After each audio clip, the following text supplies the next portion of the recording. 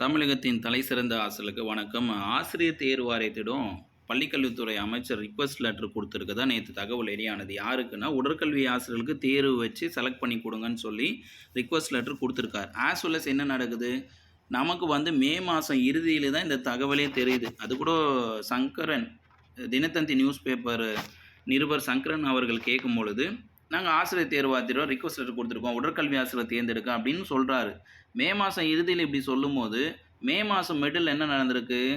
மே 14ஆம் தேதியே மே 14ஆம் தேதியே தற்காலிக ஆசிரியர் நியமனத்துக்கு ஆர்டர் பாஸ் பண்ணியிருக்காங்க. இங்க சென்னை கல்வி அலுவலர் அவங்க இஓன்னு சொல்லுவாங்க. சென்னை கார்ப்பரேஷன் பொறுத்தவரையும் அங்க எஜுகேஷன் ஆஃபீசர் அப்படின்னு சொல்லி இஓ. இஓ வழியா என்ன ஆயிருக்கு?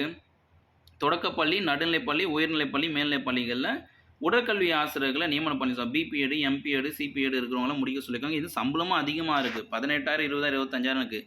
இங்கே என்ன நடக்குதுன்னா, ஒரு புறம் தற்காலிக ஆசிரியர் நியமனத்தை ஸ்டார்ட் பண்ணிவிட்டு, இன்னொரு புறம் டைரக்ட் ரெக்ரூட்மெண்ட்டுக்கான ஆர்டர் ப்ரொசீஜர்ஸை ஃபாலோ பண்ணுறாங்க. இது எத்தனை பேருக்கு புரியுதுன்றதை கமெண்ட்டில் பதிவு பண்ணுங்கள்.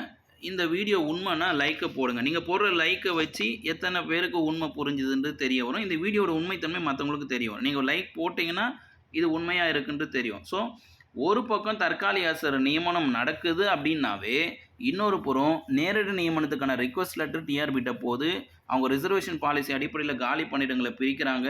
அதை பிரித்து நோட்டிஃபிகேஷன் கொடுக்குறாங்க. நோட்டிஃபிகேஷன் கொடுத்து அப்ளிகேஷன் ரிசீவ் பண்ணுறாங்க. அப்ளிகேஷன் ரிசீவ் பண்ணி கரெக்ஷன் கொடுக்குறாங்க. அதுக்கப்புறம் பார்த்தீங்கன்னா எக்ஸாம் நடத்துகிறாங்க.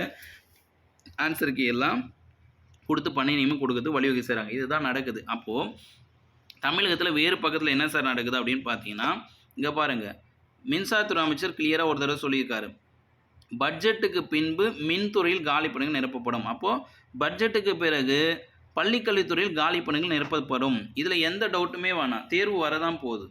இப்போ இருக்கிற தமிழ்நாடு கவர்மெண்ட் சர்வெண்ட் ஆக்ட் படி, அப்பாயின்மெண்ட் விதிமுறைகளின்படி ஒரு தேர்வு முடிஞ்சிடுச்சுன்னா அந்த தேர்வில் இருக்கின்ற பேக்லாக் வேகன்சி, அந்த தேர்வில் யாராவது கிடைக்கவில்லை என்றால் மாற்றுத்திறனாளிகள், சிறப்பு பிரிவினர்கள், பல்வேறு இடஒதுக்கீட்டின் அடிப்படையில் ஆட்கள் நிரப்பப்படாத போது அந்த பணியிடங்கள் அடுத்த ரெக்ரூட்மெண்ட்டுக்கு எடுத்துன்னு போயிட்டு இன்னொரு ரெக்ரூட்மெண்ட் நடத்துவாங்க. அப்போ பேக்லாக் வேகன்சிக்கு ஒரு தேர்வு நடத்தணும்.